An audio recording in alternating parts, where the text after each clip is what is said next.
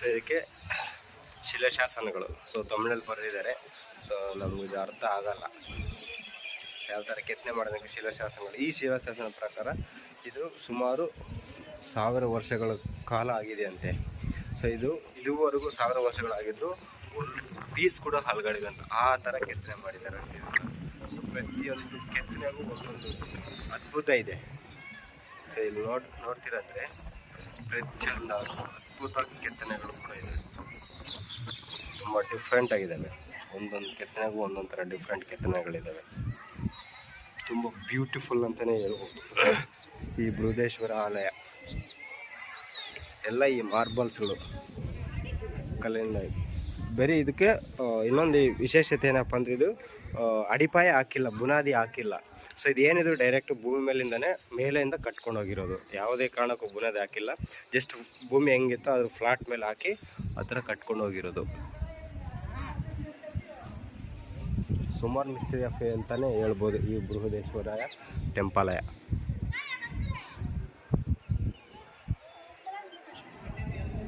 ಹೆಂಗೆಲ್ಲ ಕಟ್ಟಿರ್ಬೇಕಿನ್ನು.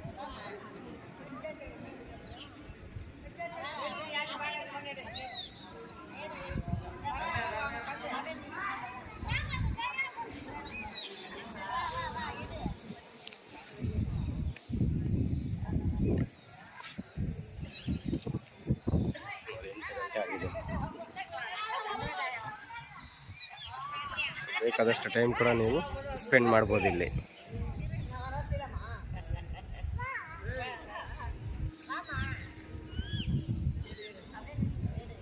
So ಎಲ್ಲ ಕಡೆ ಈ ಥರ ಗೋಪುರಗಳು ಟಾಪಲ್ಲಿ ಇರ್ತವೆ. ಇಲ್ಲೊಂದು ಗೋಪುರ ನೋಡಿ, ಇಲ್ಲೊಂದು ಗೋಪುರ. ಸೊ ಅದೇ ರೀತಿ ಇಲ್ಲೊಂದು ಗೋಪುರಗಳು. ಸೊ ಮತ್ತು ಅಲ್ಲೊಂದು ಗೋಪುರಗಳು. ಸೊ ಈ ಥರ ತುಂಬ ಗೋಪುರಗಳು ತುಂಬ ವೆರೈಟಿ ಆದಾಗಿದ್ದಾವೆ.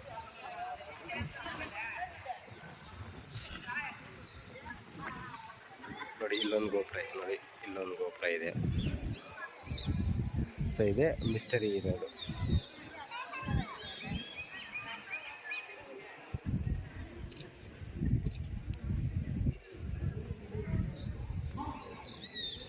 ಸೊ ಈಗ ತಾನಲ್ಲಿ ಮೆಟ್ಲತ್ಬಿಟ್ಟು ನೋಡಿದ್ದೀವಲ್ಲ, ಸೊ ಇದನ್ನು ನೋಡ್ಕೊಂಬರೋಣ ನಾನು.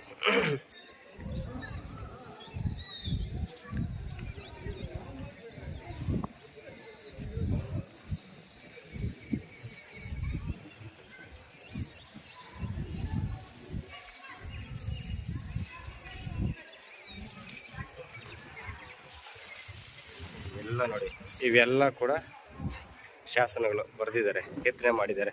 ಇಲ್ಲಿ ಏನಪ್ಪ ಅಂದರೆ ಈ ದೇವಸ್ಥಾನಕ್ಕೆ